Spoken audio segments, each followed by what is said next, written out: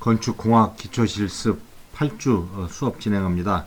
원래는 대면 수업을 진행을 하여야 합니다. 하지만 이번 주에 학교의 방침이 전체 수업을 비대면으로 진행을 하는 것입니다. 따라서 아쉽지만은 이번 주에 한해서 여러분들을 직접 만나지 못하고 비대면으로 강의 영상으로서 설명을 합니다. 저는 우리 건축공학의 큰 분야 중에 하나인 건축구조 분야를 담당하고 있는 최광호 교수라고 합니다. 여러분들 1학년 들어와서 직접 캠퍼스에서 꽃이 만발한 가운데서 대학 생활을 흠뻑 즐겨야 하지만은 그러지 못한 걸 너무 아쉽게 생각을 합니다.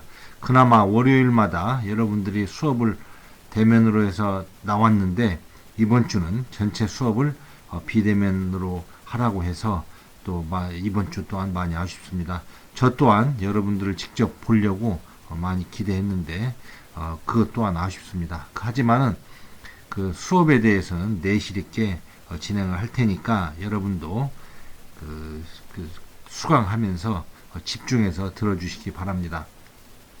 제가 이번 주와 다음 주에 걸쳐서 설명할 내용은 건축공학에서의 기초입니다. 그 중에 건축구조는 어떤 것을 건축구조라고 하고 건축구조의 내용은 어떠한 것들을 담고 그리고 또한 건축구조가 건축공학에서의 역할이 무엇인지 등에 대해서 여러분들에게 소개의 그런 단계로서 설명을 하고자 합니다.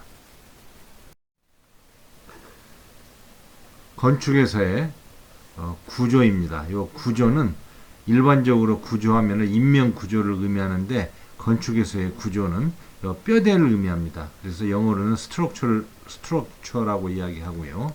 그래서 한문으로는 구성할 때 구자와 만들 때의 조자를 써서 구조라고 이야기합니다. 그래서 구조, 스트럭처라고 이야기합니다. 건축은 선사 시대에서부터 이루어져 있는데요. 과거에서의 건축은 자연의 위협에서 생활을 보호하기 위해서 쉘터로서의 공간을 구축하는 것이 시작되어져 있습니다. 또한 유랑 생활이 농경 사회로 전환됨에 따라서 일정 지역에서의 거주가 필요하였고 이런 농경 사회에 따라서의 최초의 건축 형태가 한 1만 년 전에 나타난 것을 발견할 수가 있습니다. 특히 고대 문명의 발원지인 터키 중부와 유고슬라비아 즉 메소포타미아 문명들인데요. 이러한 등지와 팔레스타인 등지에서는 도시의 유적이 발견되어져 있고요. 또한 현재 이라크의 지구라트의 흔적을 발견할 수가 있습니다. 그래서 이러한 지구라트는 신앙의 하나의 표현체로서 건축물을 이용하였던 것입니다. 현재의 건축은 초고층 건축물 또한 대공간 구조물이라고 해서 가운데에 기둥이 없이 아예 완전한 기둥이 없는 그런 공간으로 만들어서 공간 효율을 극대화시킨 크게 수평 건축과 수직 건축으로 구분이 됩니다. 1970년대 그림 좌측에서 보는 것처럼 100층짜리 최초의 100층이 넘는 시어스 타워라는 건물이 시카고에 만들어졌고요. 그리고 또한 우리나라에 건축되어져 있는 롯데월드가 100층이 넘고 2002년도 월드컵을 위한 월드컵 경기장은 대공간 구조물입니다. 즉 기둥과 기둥 사이가 한 200m 정도가 되는 그러한 대공간 구조물 등이 구축되어져 있는데요. 이러한 고층 건축물과 대공간 구조물 등은 건축 기술이 발달됨에 따라서 이러한 건물들이 가능하게 되어졌습니다. 특히 엘리베이터의 발견이랄지 또는 구조 재료, 강구조와 철근 콘크리트 재료가 개발되어져 있다랄지 특히 또한 시공 기술 등들이 발달되어져서 고층 건축물 그리고 대공간 구조물들이 가능했다라고 여러분이 알아두시면 되겠습니다. 건축은 다른 그 학문 분야에서도 소개를 했겠지만은요, 종합 학문이 되겠습니다. 그래서 하나의 특별한 학문이 아니라 종합이다. 이 종합이라는 것은 공학과 예술의 합한 그런 학문으로 생각할 수가 있고요. 따라서 뭐 매스라는 것, 이것은 하나의 우리가 형태를 의미하고요. 그 다음에 거기에 어떠한 그 덧칠을 하느냐, 어떠한 그 칼라를 입히느냐, 외장이 있고, 그 다음에 어떠한 그 인면을 가지고 있느냐, 그리고 골조는 뭐냐, 우리 몸에 안 보이는 뼈와 같은 그런 그 골조의 형태가 콘크리트 골조냐, 목 구조냐, 또는 뭐 강 구조나 할지 그런 것들이 있고요. 지진 등에 견딜 수 있는 어떤 특별한 그런 부재들이 있습니다. 이것을 가세라고 이야기를 합니다. 다시 또 한번 설명을 하겠습니다. 이 이외에도 그 기계 기술의 발달, 즉 전기나 설비, 배관 등의 발달도 있고요. 그 다음에 이런 이제 설비 등이 그런 그 종합되는 그런 종합적인 하나의 학문을 의미한다라고 알아두면 되겠고요. 그래서 하나의 어떤 살아있는 유기체를 만드는 거라고 의미할 수가 있겠습니다. 구조라는 거, 이것은 뼈대라는 의미로도 우리가 통할 수 있고요. 우리 몸을 받쳐주는 뼈가 건축에서는 구조라고 같이 빗대어서 설명할 수가 있습니다. 구조를 건축물에서뿐만 아니라 생활 속에서도 볼 수가 있는데요. 아주 몇백 년 지난 이런 나무도 구조가 튼튼해서 굉장히 눈으로는 보이지 않지만 그 땅 속으로 엄청난 뿌리가 그 붙여 있어가지고 튼튼하게 버티고 있는 그러한 그 버팀 형태를 구조라고 이야기하고, 우리 몸을 지탱하는 뼈, 그리고 예를 들어서 모래성에 어떤 나무깃대 게임이 있는데요. 모래를 계속 파내다가 최종적으로 나무깃대를 쓰러트린 사람이 지는 게임인데, 이런 것처럼 나무깃대가 쓰러트려진다는 것은 그 구조의 안전성이 무너진다라는 그러한 의미로 통할 수가 있겠습니다. 특히 블록 쌓기도 마찬가지죠. 그래서 구조라는 것은 한마디로 안전하다는 것, 즉 붕괴되지 않고 그 다음에 안정해야 한다는 것, 오뚜기처럼 형태를 유지하는 것, 그 다음에 붕괴되지 않는 것, 그런 것들이 구조라는 그 학문에 포함되어져 있다라고 여러분이 이해를 하면 됩니다.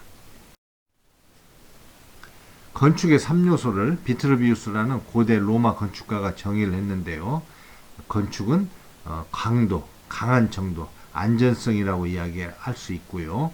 쓰임, 이건 기능이라고 이야기를 할 수가 있습니다. 그 다음에 아름다움은 그 어떤 설계적인 우리가 사람이면 누구나가 추구하는 아름다움에 대한 것. 그래서 건축은 안전하고 그 다음에 기능적이어야 하고 아름다워야 한다라는 것으로서 세 가지 요소를 건축의 3요소라고 이야기합니다. 전 18세기에서 오토 와그너라는 사람이 합리주의의 대표적인 그런 건축가인데요. 그 강도, 이 강도라는 것은 단단한 정도, 튼튼한 정도를 의미하는데, 그 다음에 쓰임이라는 것은 기능을 의미합니다. 그래서 안전하고 그 다음에 기능적인 그런 두 가지 의미는 서로가 조합해서 하나가 되는 것이다 라고 오토 와그너라는 사람이 주장을 했습니다. 훌륭한 건축, 아름다운 건축, 좋은 건축이라는 것은 기능적이고 안전한, 구조적이고 그 다음에 아름다운 이 일체적으로 조화를 이루는 것이라 이야기할 수가 있습니다. 그래서 이러한 기능적인 면은 그 설비 및 환경에서 배우고요. 구조는 건축 구조에서 배우고, 이제 미는 공학 설계랄지 그런 데서 배우게 되겠습니다. 이런 부분들을 실현시키는 것, 리얼리제이션 시키는 것은 시공이라는 과목에서 하여지는 겁니다. 건축 구조를 다양한 방법으로 구분을 합니다. 그래서 모든 것들은 구분하는 작업이 필요한 것처럼 건축 구조도요, 그 작업이 분류하는 작업이 필요한데요. 먼저 사용하는 재료가 무엇냐에 따라 가지고서 그 구조체를 분리할 수가 있습니다. 그래서 나무 구조, 목 구조, 벽돌 구조, 그 다음에 이 철골조라는 거, 이것은 강구조를 의미합니다. 그래서 강재를 가지고서 만들어진 것을 철골조 또는 강구조라고 이야기하고, 그 다음에 철근 콘크리트라는 것은 콘크리트와 철근이 그 일체로 되어 가지고서 그 안전을 유지하는 그런 구조이고요. 철근 콘크리트는 강구조와 철근 콘크리트가 복합적으로 하이브리드로 거동을 하는 구조를 이야기합니다. 보강 콘크리트 블록조는 블록 안에 철근을 배근해 가지고서 빈 블록과 그 다음에 철근이 일체로 만든 구조를 보강 콘크리트 블록조라고 하고, 이러한 모든 그 사용 재료에 의한 분류랄지 여러 가지 다양한 분류들은 건축 일반 구조라는 과목에서 여러분들이 또 다루게 될 것입니다.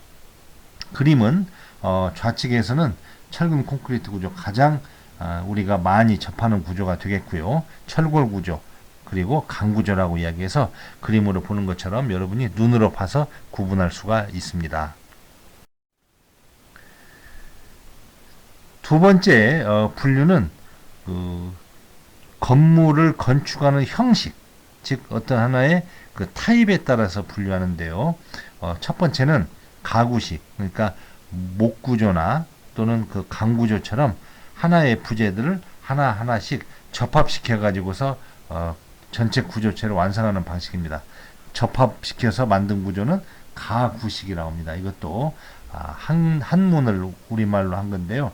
즉 그 구조체를 더해서 만든다고 해서 가구가 됩니다. 그래서 더할 가자가 되고요. 그 다음에 구자는 구조의 구자를 의미합니다. 일체식은 개개의 부재를 아예 한꺼번에 만드는 겁니다. 그래서 그러기 위해서는 거푸집을 짜고서 어떤 형틀을 짜고 나서 그 속에 콘크리트를 부어 넣어서 한 동체로 만드는 거, 이런 것을 의미하고, 조적식은 하나의 그 조그마한 유니트를 쌓아 가지고서 계속 만드는 것을 조적식, 그래서 계속 누적시켜 가지고 만든다라는 것, 그것을 조적식이라고 이야기합니다. 조립식은 공장에서 건축물을 구성하고 있는 부재를, 이 부재는 엘레멘트를 의미합니다. 엘레멘트 또는 멤버라고 이야기합니다. 이것들을 공장에서 만들어 가지고서 공기를 줄이고 또한 공사에 들어가는 비용을 줄이기 위해서 현장에서 조립시키는 것. 즉 그래서 이 조립식 구조하고 가구식 구조는 약간 다릅니다. 가구식 구조는 기본적으로 공장에서 만들 필요가 없는 그러한 개개의 부재들, 즉 나무, 이건 자체가 하나의 부재가 될, 엘레멘트가 될 수가 있는 거죠.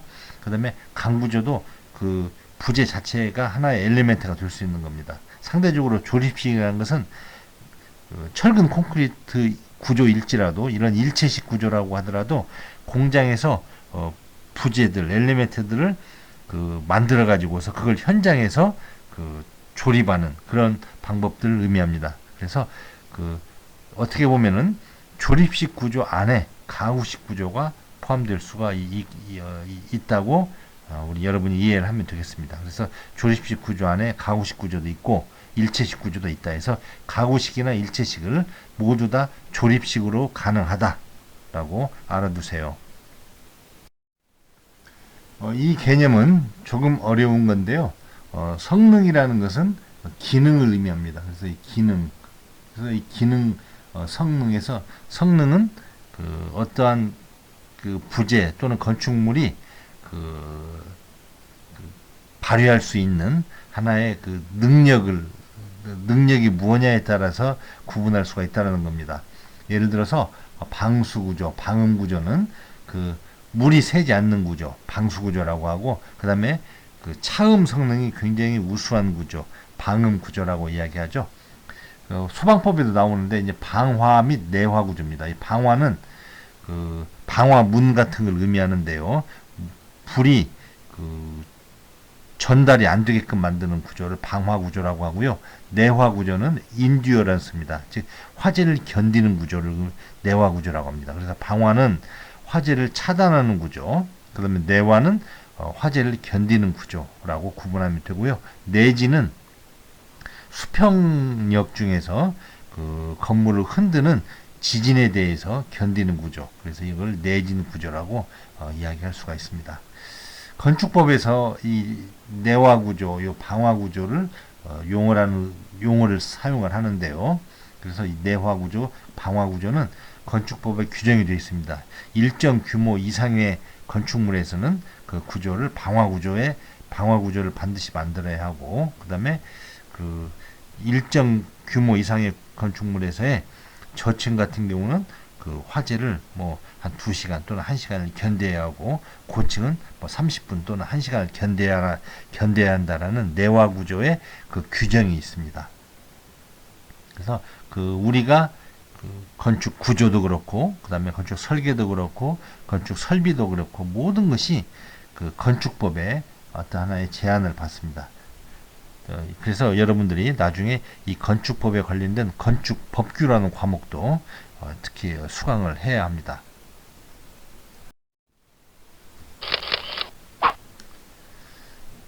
다음에는 건물의 형태에 따라서 구분을 할 수가 있는데요.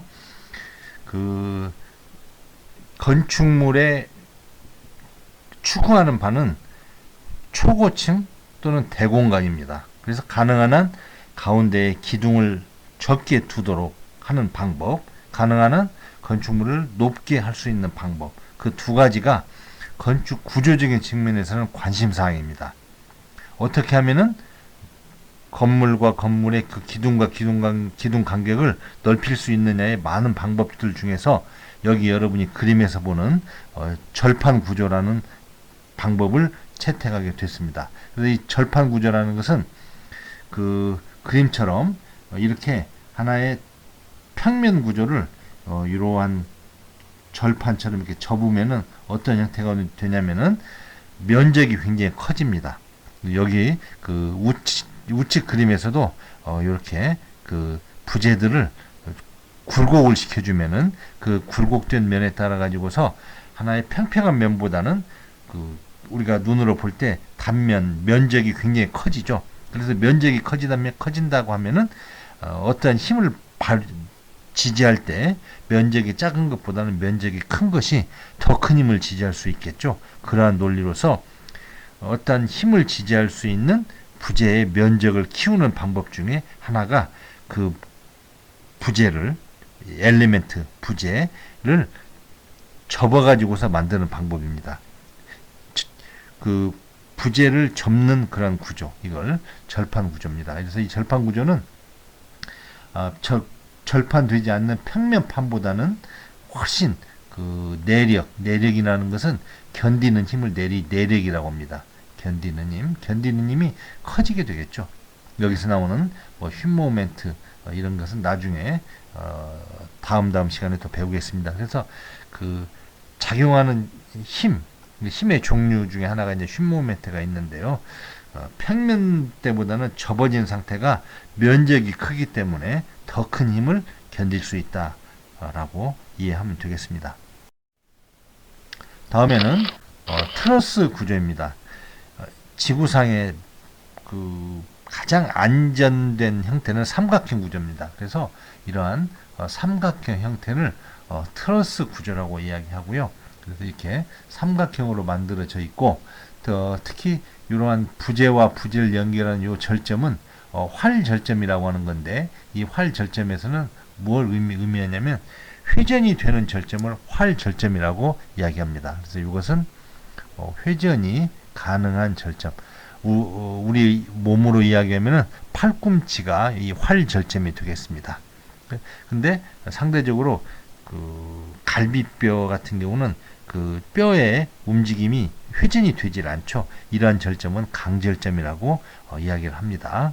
그래서 이 트러스는 개개의 부재를 연결하는 절점들이 회전이 가능하다. 이 회전이 가능하다라는 의미는 그 어떤 걸 의미하냐면은 그 부재에 발생하는 다양한 힘들이 있는데 그 힘들 중에서 쉬워지는 힘에 대해서는 신경을 안 써도 된다라는 의미가 되겠습니다. 그래서 하나의 어떤 그 발생하는 힘을 발생하지 못하게 하기 때문에 그 부재는 더욱더 크게끔, 즉 여기서 보면은 기둥과 기둥, 이것을 우리가 경간이라고 이야기합니다.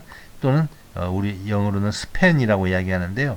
여기처럼 이렇게 기둥과 기둥을 요 형태가 이러한 트러스 형태로만 만들어주면은 이 트러스를 연결하는 요 절점들은 활절점이 된다고 이야기합니다. 활절점이 된다는 것은 그 부재에 발생하는 어떠한 힘들이 많은 다양한 힘들이 있는데 그 중에 그 휘어지는 힘에 대해서는 신경을 안 써도 된다라고 생각하면 되겠습니다. 여러분이 팔꿈치를 생각하면 팔꿈치가 휘어지잖아요. 그러니까 그 휘어짐으로써 더욱더 그 큰 힘을 우리가 발휘할 수가 있다라고 생각하면 되겠습니다.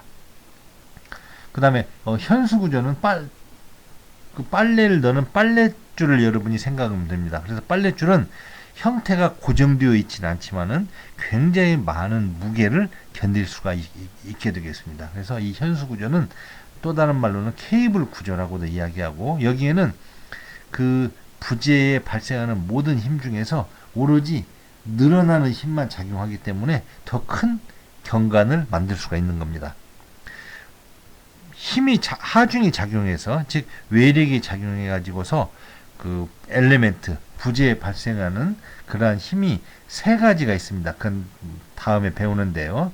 이 세 가지는 늘어나는 힘 또는 줄어드는 힘, 이것을 우리가 충력이라고 이야기하고요.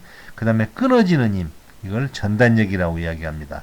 그 다음에 휘어지는 힘, 이것을 휜모멘트라고 이야기하는데, 이 세 개의 그러한 그 힘이 부재에 동시에 생기면은 경관이 짧아질 수밖에 없습니다. 그런데 트러스는 이 세 개의 힘 중에서 휜모멘트와 전단력이 발생하지 않는 그러한 구조가 트러스 구조이고요. 이 충력 중에서도 늘어나는 힘, 이걸 인장이라고 하고요. 줄어드는 힘, 압축이라고 이야기하는데, 이 현수교에서는 이 인장만 생기고 압축은 생기지 않기 때문에 그 부재에 발생하는 힘이 오로지 하나만 생기기 때문에 굉장히 큰 힘을 견딜 수가 있다라고 알아두시면 되겠습니다. 구체적으로 그러한 얼마만큼 견디느냐의 정량적인 계산은 이제 2학년, 3학년 때 여러분들이 배우게 될 것입니다. 일단은 1학년 때는 건축과 기초 실습 개념에서는 그 부재에 발생하는 힘이 세 가지가 있더라. 그 세 가지가 다 발생하는 경우는 기둥과 기둥 사이가 작고 가능한 그 세 가지 힘 중에서 적게 발생하는 순서로 그 기둥과 기둥을 크게 할 수 있다라고 여러분이 알아두면 되겠습니다.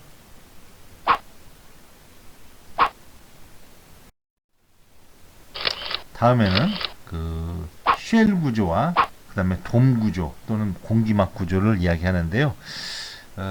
요 쉘 구조는 이제 이 조개 껍질은 여러분이 아시겠지만 이렇게 반원형으로 이렇게 되어져 있습니다. 이 반원형으로 되어 있으면은 이렇게 힘이 가해질 때 이 반원형의 요 힘에는 아까 현수교는 인장력만 발생을 하는데, 이러한 그 조개 껍질 같은 경우는 이러한 힘이 가해질 때는 그 힘들을 요 조개 껍질 요 라인으로 흐르게 해줍니다. 그래서 이러한 힘을 누르는 힘, 즉 누르는 힘, 이걸 한마디로 용어로는 압축이라고 하는데요.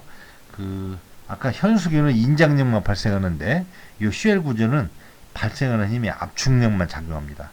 따라서 이 경우도 현수교처럼 마찬가지로 현수교는 인장력, 그 다음에 압축력만 발생하는 구조를 쉘 구조라고 이야기하는데, 그림에서 보면은 이렇게 반원형으로 되어져 있는 형태, 이러한 형태가 그 아치고요. 아치가 수평으로 쭉 그 수평 방향으로 쭉 그 이어져 있는 거, 이어진 상태를 우리가 이걸 쉘이라고 이야기합니다.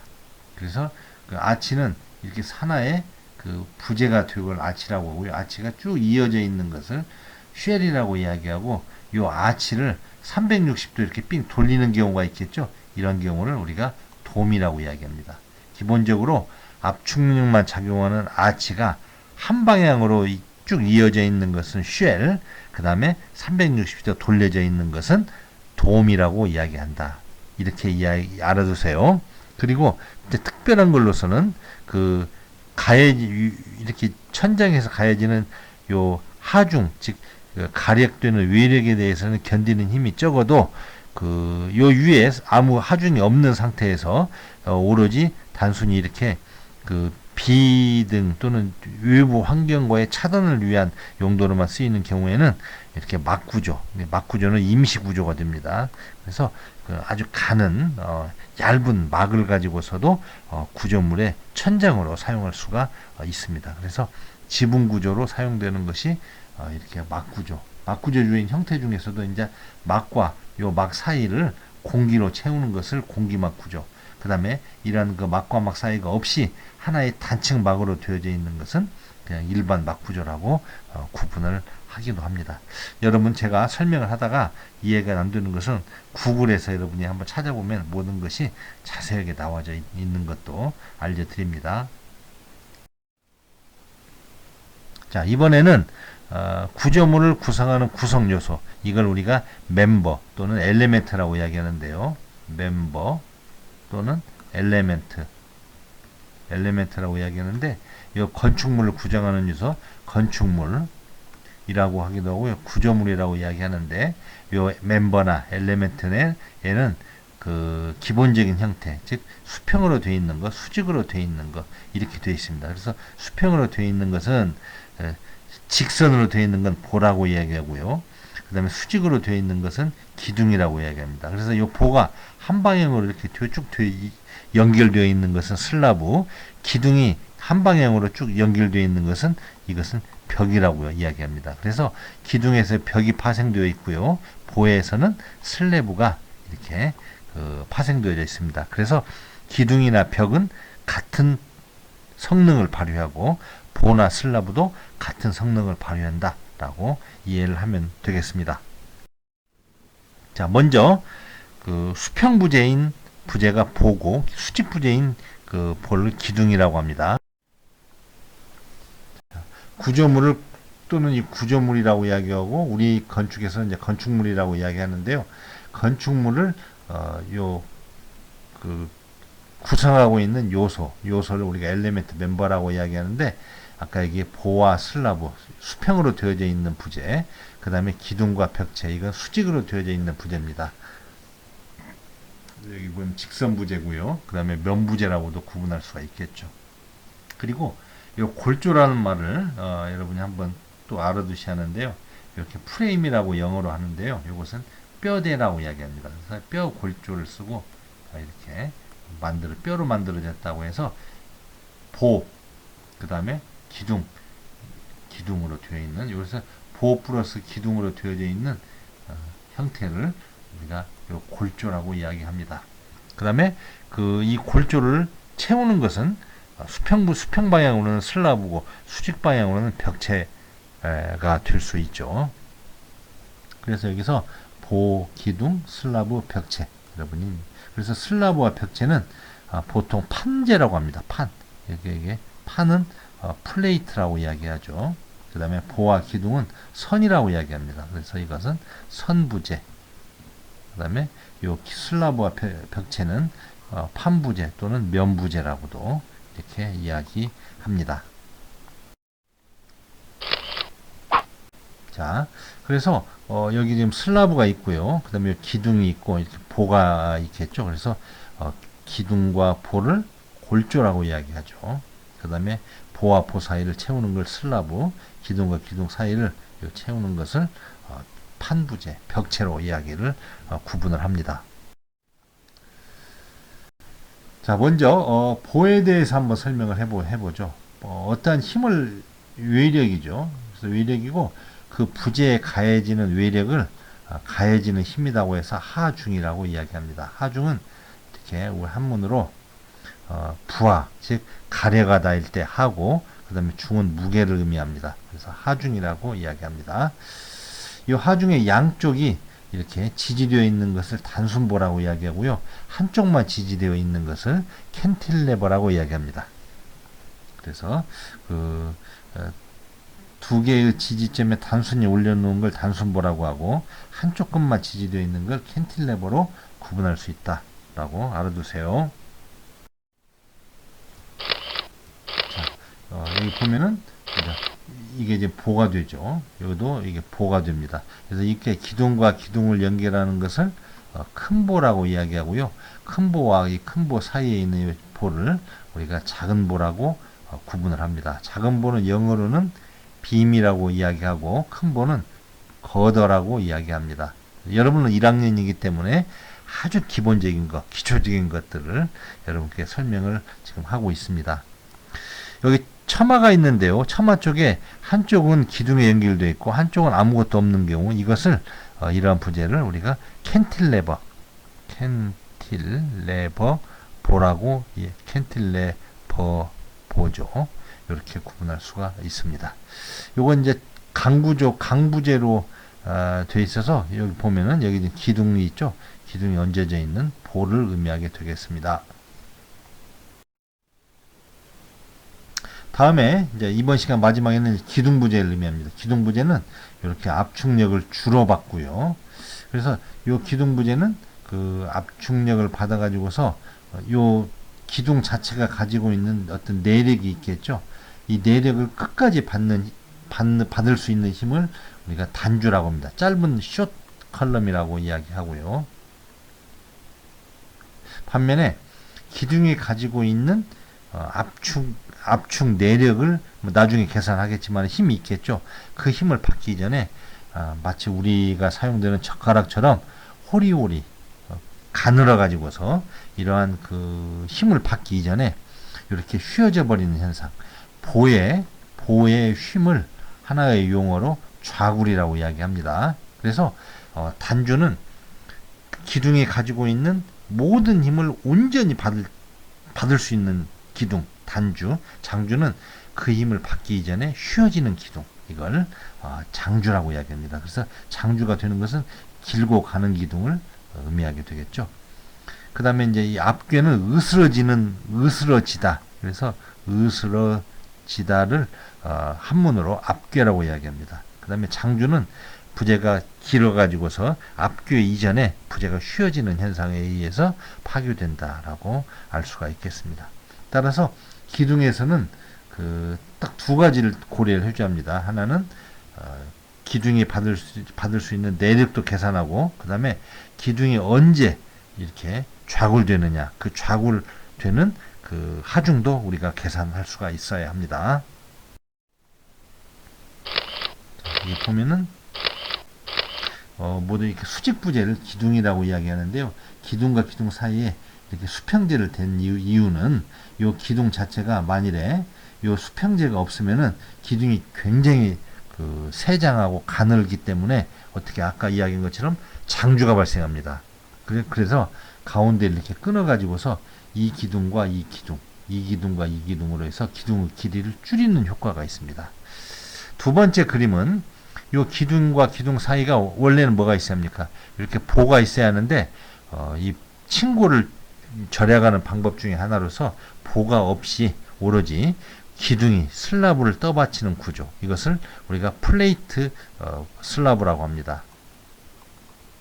플레이트 슬라브, 이러한 구조, 오늘날 그 고층 아파트가 보가 없이 그렇게 그 기둥을 슬라브가 기둥 바로 위에 얹어져 있는 형태로 구성하고 있습니다. 그리스에서의 요 수직부재, 요것도 기둥을 의미하고요. 그 다음에 고인돌에서의 요것도 기둥의 역할을 의미하게 되겠습니다. 자, 1교시 수업 마치겠습니다.